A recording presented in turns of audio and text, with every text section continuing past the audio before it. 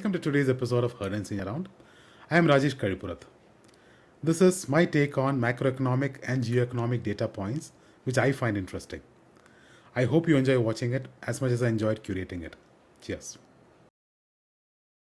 We say markets are consolidating, but it's just a polite way of saying everyone's confused. Politics, the only arena where blaming the previous guy counts as a policy. There is a prudent maxim of the economic forecaster's trade that is too often ignored: pick a number or pick a date, but never both.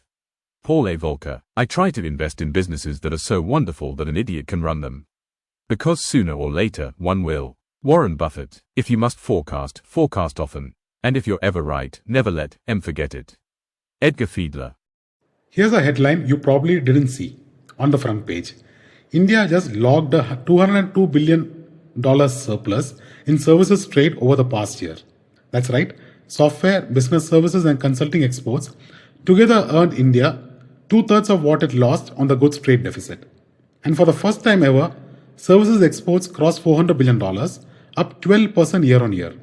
The 21st century's biggest exports aren't made in factories, they are made in mines. The story of India's bank lending has quietly flipped from funding factories to fueling lifestyles. Back in 2019, large industry loans were twice as big as housing loans. Fast forward to 2025, housing credit has surged past 31 lakh crores, overtaking industry as the biggest borrower. At the same time, personal loans, vehicle loans and credit cards have exploded, each more than doubling in 6 years. If valuations had gravity, half the market would be in orbit right now. The latest data shows that companies trading above 40x earnings still outnumber those below 20x by 2 to 1, meaning bargains are getting rarer than humility in a bull market. What's worse, profitability is heading the other way. Return on equity (ROE) has been sliding, and many of the stocks with sky-high valuations now have below average returns.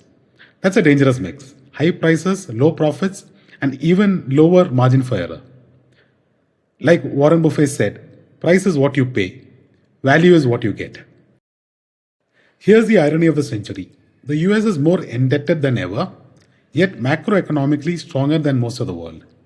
Since 2008, federal debt has nearly doubled, while households and businesses quietly deleveraged. When COVID hit, Washington went full throttle, printing nearly $10 trillion of debt, new debt. Nearly 40% of all US debt ever issued came after 2020. But here's the twist. Household and corporate debt grew slower than GDP, effectively deflating their burden. The dollar is our currency, but your problem, like John Connolly said. India's petroleum export map just got a serious remix. Shipments to traditional markets like France, Indonesia and the UK have plunged, down as much as 85% year on year, but at the same time exports to Jordan, Hong Kong and Spain have skyrocketed by over 13,000% to 18,000%. What's going on? It's geopolitics in motion. Under growing US pressure on Russian oil trade, India's refining hubs, which process discounted Russian crude, are finding new homes for their barrels. This chart from The Economist says it all. India's economy isn't one story, it's 28. At the top, Telangana and Tamil Nadu now have per capita GDPs comparable to Vietnam, roughly $5,000 per person, but down the ladder, Uttar Pradesh and Bihar still hover near Nigeria and Pakistan levels. That's a gap wider than the Himalayas, and it's growing. In 2015, most Indian states clustered around the same income average. By 2024, the divergence is stark.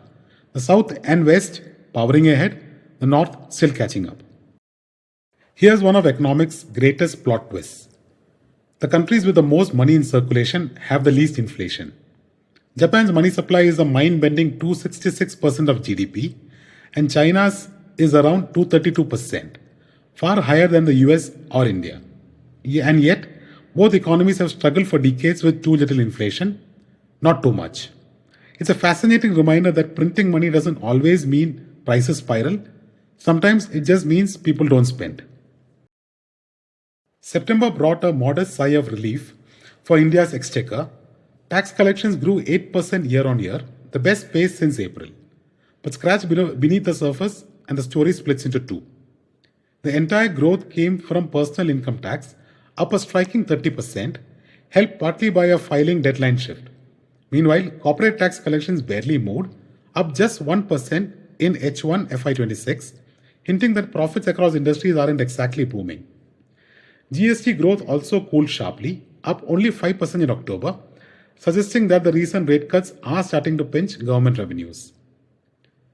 The art of taxation consists in plucking the goose so as to obtain the largest amount of feathers with the least hissing.